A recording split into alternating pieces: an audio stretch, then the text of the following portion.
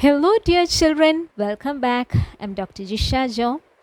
Today we are starting with the Mega MCQ series for Class 10 ICSE Biology.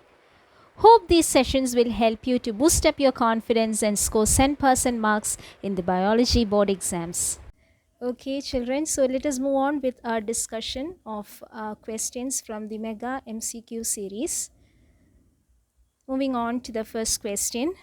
The correct sequence of phases in interphase. What is interphase? We know interphase is the non-dividing phase in the cell cycle. Interphase comprises of three phases. Which are the three phases of interphase? G1 phase, G2 phase and S phase. Here the question is the correct sequence of phases in interphase. Options are G2, S, G1, S, G1, G2. Option C, G1, S, G2 and option D, G1, G2, S. Which is the correct sequence of phases in interphase? It is option C. We know the first phase of interphase is G1, then comes the S phase, which is the synthesis phase during which DNA synthesis occurs, and G2 phase is the last phase of interphase which occurs before the cell enters into the M phase. So the correct answer is option C, G1, S and G2. Okay, moving on to the next question. Question number 2. The sex chromosomes in humans are, we know humans have 46 chromosomes, of which 46 chromosomes, or we can say 23 pairs of chromosomes, of which 22 pairs are the autosomes. And the last pair, that is the 23rd pair, is the sex chromosome. Okay, so look at the options. Option A, first pair of chromosomes, B, 22nd pair of chromosomes, C, 21st pair of chromosomes and D, 23rd pair of chromosomes. Coming back to the question, the sex chromosomes in humans are, correct answer is option D, 23rd pair of chromosomes. Next question, question number 3. Number of histone proteins present in a nucleosome core. We know what are histones? Histones are proteins that help in the coiling and packaging of DNA into nucleosomes, and the nucleosome comprises of a central core of 8 histone proteins, isn't it? So look at the question, number of histone proteins present in a nucleosome core. Options are 4, 6, 8, 10. Correct answer is option C, 8. Next question, the phase of cell cycle during which no visible changes occur in the chromosomes. Options are M phase, B interphase, C division phase and D mitotic phase. Which is the phase during cell cycle where no visible changes occur in the chromosomes? We know cell cycle comprises of two main phases. Which are the two phases? A non-dividing phase, which is called as the interphase, and the dividing phase, which is called as the M phase or the mitotic phase. So which is the correct answer? Where no visible changes occur in the chromosomes. Practically it is called as the resting phase because visible changes are not occurring in the chromosomes. So this phase is the interphase. The correct answer is option B, interphase. Next question, the phase of mitosis during which spindle fibers disappear. Options are metaphase, telophase, prophase, anaphase. Which are the phases of mitosis in the correct sequence? It is prophase, metaphase, anaphase and telophase. Here the question is the phase during which spindle fibers disappear. So already the karyokinesis have been completed. That is why spindle fibers are disappearing, isn't it? So which is the phase? That is option B, telophase. Next question. When a pure breeding tall plant is crossed with a dwarf plant, dwarfness is suppressed in F1. Okay, we know when a pure breeding means a homozygous tall plant. Pure breeding refers to homozygous tall. Okay. Homozygous tall is crossed with dwarf plant. We know in the F1, what is the progeny that we get in the F1? All tall plants will be obtained. So here in the F1, dwarfness is suppressed. No dwarf plants are formed in the F1. Dwarfness is suppressed in the F1. This is confirmed by, okay, options are the law of segregation, law of independent assortment, law of dominance, law of purity of gametes. Which is the correct answer? When a pure breeding tall plant is crossed with a dwarf plant, dwarfness is suppressed in F1. This is confirmed by, which is the correct answer? Option C, the law of dominance. So what does the law state? Do you know? Do you remember what does the law state? The law states, the law of dominance states that out of a pair of contrasting characters present together, only one is able to express itself while the other remains suppressed. So here, tallness and dwarfness, out of the pair of contrasting characters present together, only tallness is able to be expressed while dwarfness is suppressed. So correct answer is the law of dominance, option C.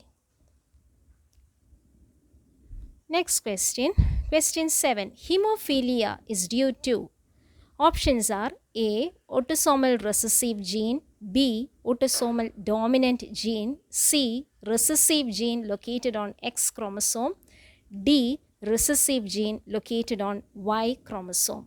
Hemophilia is due to a recessive gene that is located on the X chromosome.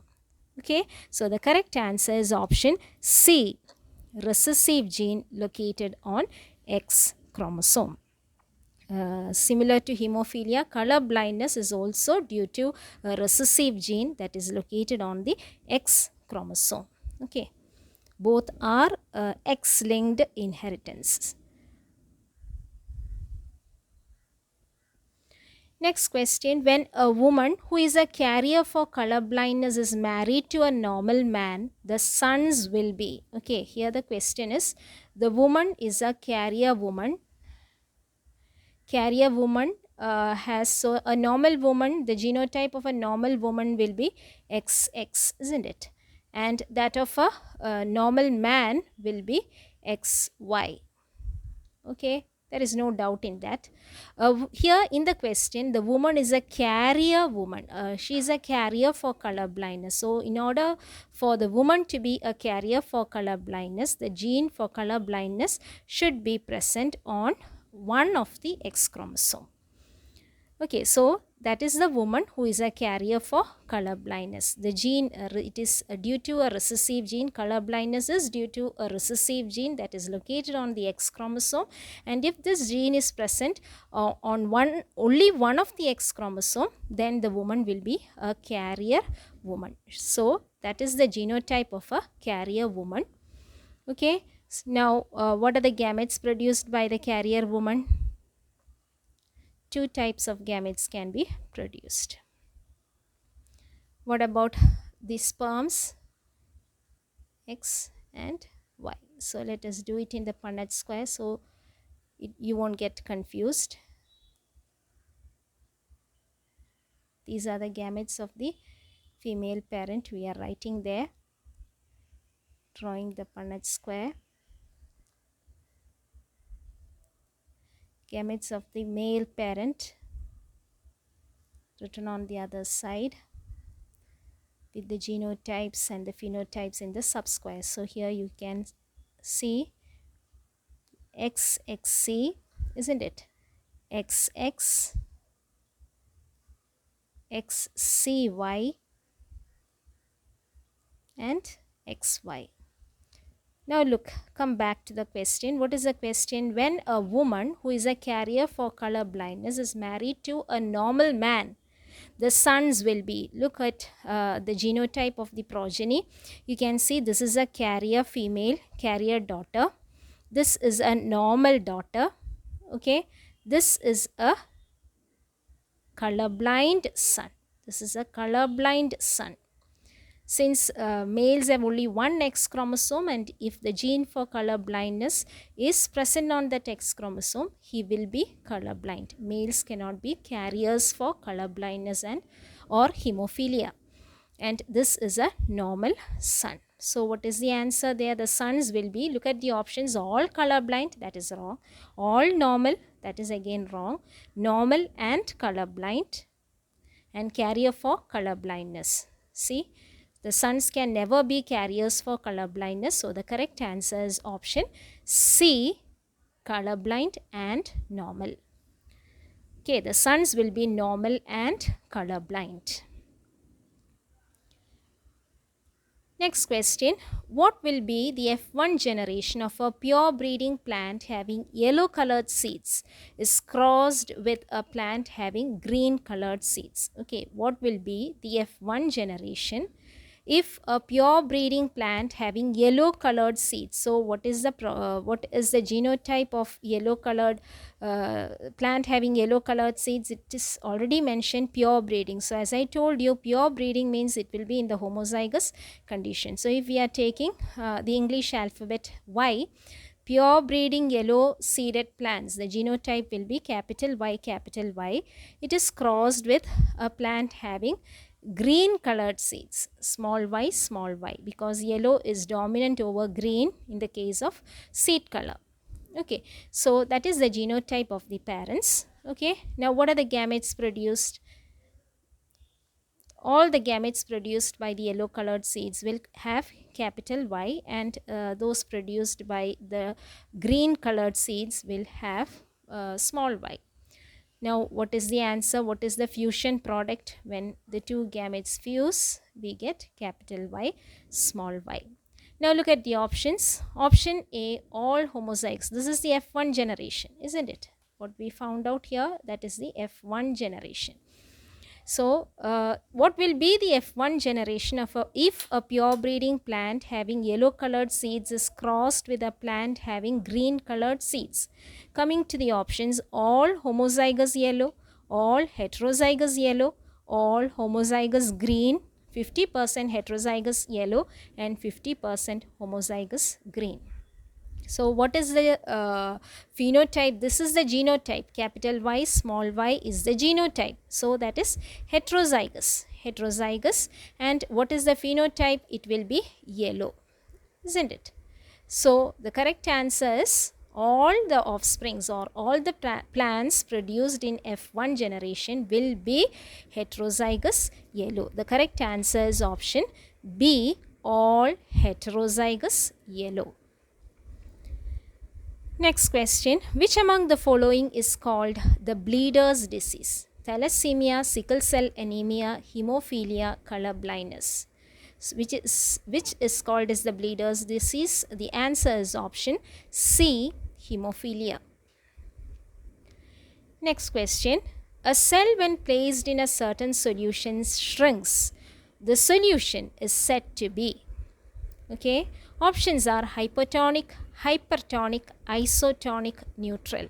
So here the cell is placed in a certain type of solution, and the what happens to the cell when the cell is placed? If suppose the solution is taken in the beaker and we are placing the cell in this solution, here what happens after some time? It is seen that the cell shrinks. Okay, cell shrinks. What is the reason for that? That is because water is coming out, or exosmosis is occurring due to the outward movement, outward diffusion of water is taking place. Exosmosis is taking place there. Why is exosmosis taking place?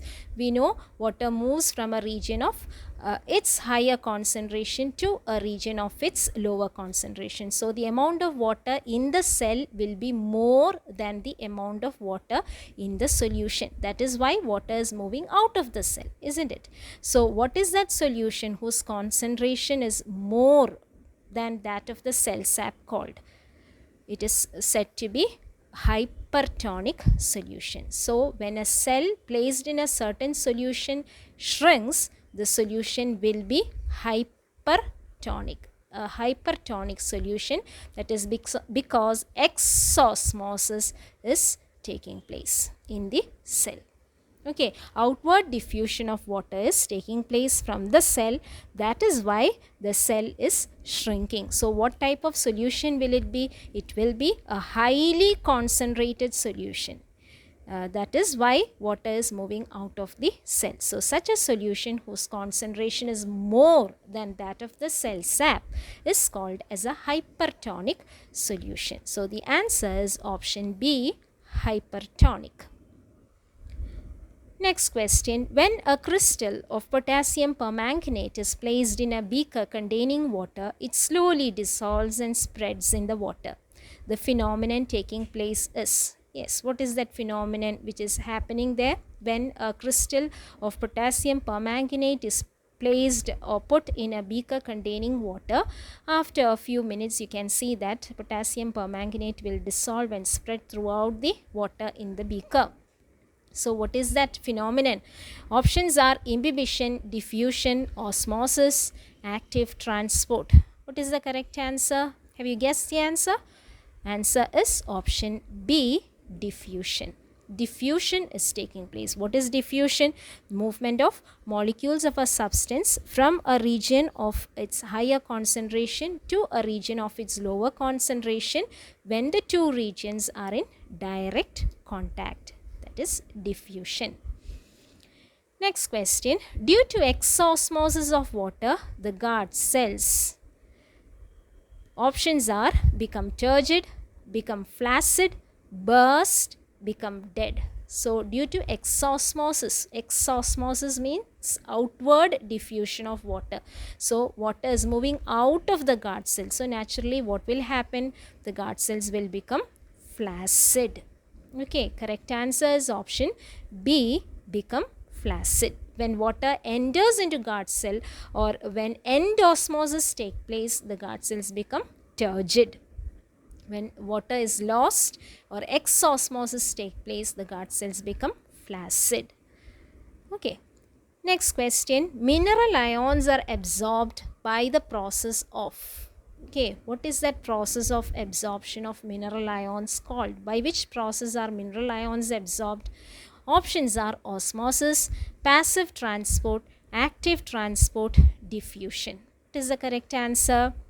It is active transport. Mineral ions are absorbed by active transport. What is meant by active transport? As the term indicates, it is an active process. It requires energy. Here, mineral ions are moving from a region of the lower concentration, which is the soil water, to the region of their higher concentration, which is the cell sap of the root hair. So here this is called active transport. Okay, here mineral ions are moving from a region of their lower concentration to a region of their higher concentration. So higher concentration should be maintained inside the root, isn't it? That is for the absorption of water. It's one of the characteristics of roots that enable it to absorb water. That is, the cell sap is at a higher concentration than the surrounding soil water. So mineral ions, even then, even if the concentration of mineral ions is more inside the cell sap, mineral ions need to be absorbed by the plant. So this is done by the process of active transport. Okay, the correct answer is active transport. Option C, active transport. Next question. After keeping the epidermal cells of a leaf in 5% sucrose solution for a few minutes, what will you observe? So, you are keeping the epidermal cells, we are peeling out the epidermal cells of a certain leaf and we are placing it in a solution. What type of solution? 5% sucrose solution for a few minutes. Okay, it is a concentrated solution. What will you observe? Options are the leaf cells become turgid, the leaf cells become plasmalized, the leaf cells will burst, the leaf cells will die. We have seen a similar question before. So what is the correct answer here? 5% sucrose solution is a hypertonic solution. a concentrated solution. So when the epidermal cells are put in a 5% sucrose solution, what will happen? Exosmosis will take place from the epidermal cells. So the leaf cells will become, what is the correct answer? Plasmalized. Yes, correct answer is option B. The leaf cells become plasmalized. Next question.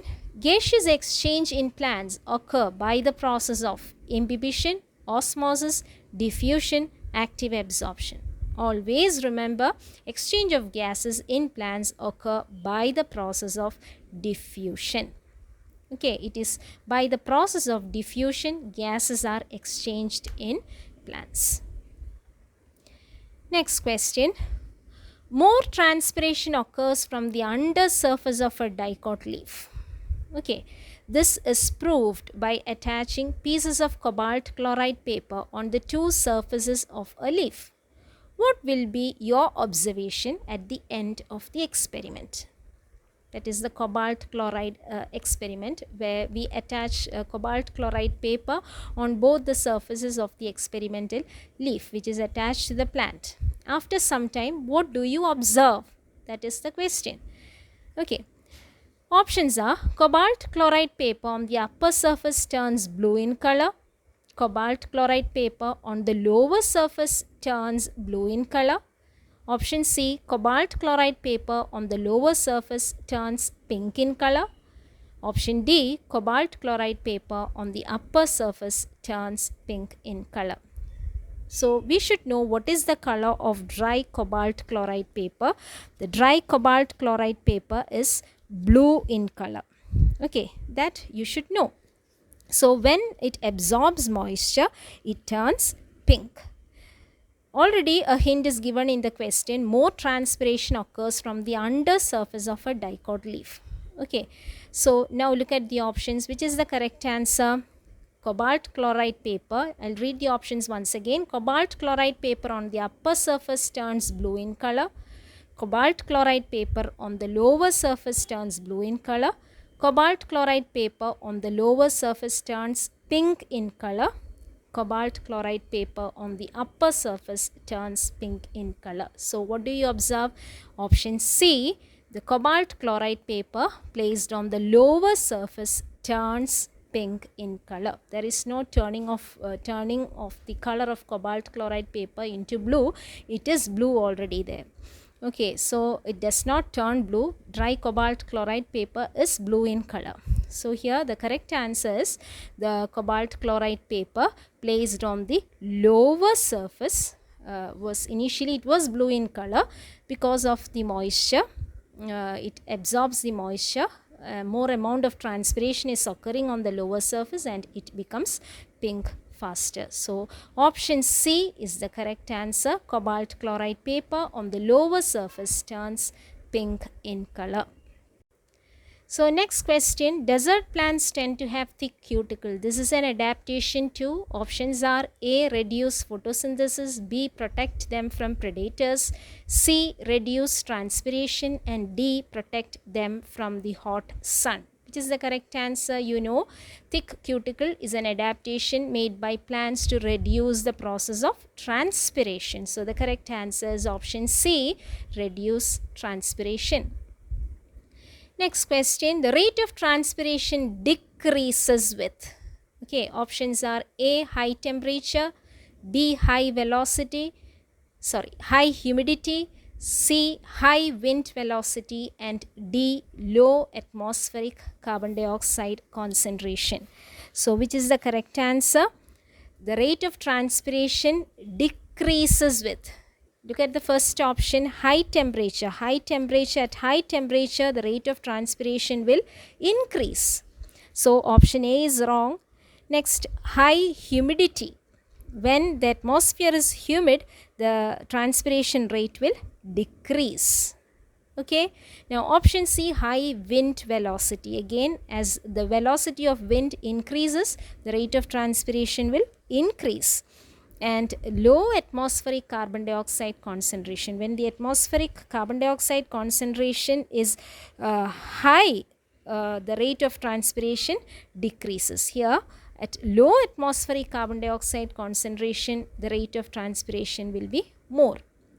So the correct answer is high humidity. The rate of transpiration decreases with high humidity. Okay. Option B, high humidity.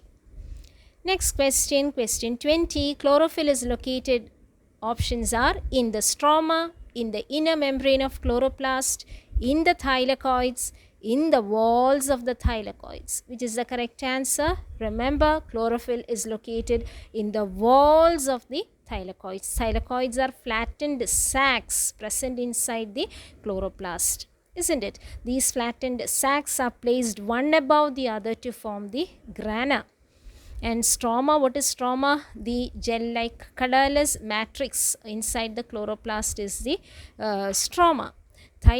Chlorophyll is located on the walls of the thylakoids. Okay. Correct answer is option D, in the walls of the thylakoids. Identify the correct food chain sequence. Options are A, grass, grasshopper, frog, kite. B, grasshopper, frog, snake, kite. C, grass, snake, rat, kite. D, grass, rat, frog, snake. At the first glance itself, you can cancel out option B, because always food chain starts with a green plant. Okay, always food chain starts with a plant. So grasshopper, frog, snake, kite. The option B can be cancelled at the first glance itself. That is wrong. Now look at the other three options. Grass, grasshopper, frog, kite. Grass, snake, rat, kite. Snake cannot feed on grass, and it is not that rat feeds on snake. Rat is eaten by snake. So option C is wrong there. Okay, look at the D, option D, grass, rat, frog, snake. Here also rat cannot be eaten by a frog. Okay, so that option is also wrong. Which is the correct answer then? Option A, grass, grasshopper, frog, kite. Next question, drooping of leaves in Mimosa pudica is due to, it is an example of turgor movement. Okay, look at the options. Increase of turgor at the base of leaflets and pulvinus, loss of turgor at the base of leaflets and pulvinus, increase of turgor at the base of stem, increase of turgor at the base of petiole. Which is the correct answer? The drooping of leaves in Mimosa pudica is due to the loss of turgor at the base of leaflets. Turgor, that is what is lost from the cells at the base, lower portion of the leaflets and the pulvinus. That is why the leaves of Mimosa pudica droop. Okay, so the correct answer is option B, loss of turgor at the base of leaflets and pulvinus. Question 23. Which among the following are non-green plants? Algae and fungi, fungi and cyanobacteria, bacteria and fungi, algae and bacteria. Which is the correct answer? Algae is not a non-green plant. Algae perform photosynthesis. Cyanobacteria are blue-green algae. They are the major producers in the ocean waters, in the waters. So that is also wrong. Option B is also not correct. Look at option C, bacteria and fungi. Okay, so the correct answer is bacteria and fungi. Option C, non-green plants, bacteria and fungi. Question 24. Colorless ground substance present in the chloroplast. We have already discussed this in one of the previous questions. Options are thylakoid, grana, chlorophyll, stroma. There is no doubt in that. It is stroma.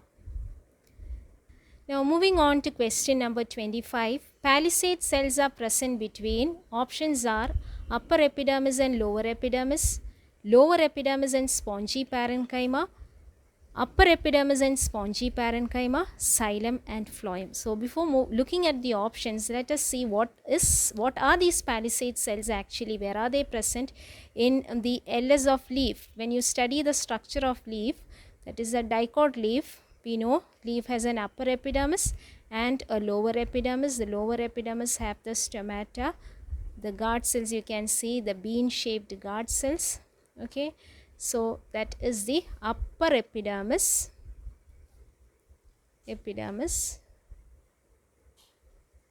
and that is the lower epidermis.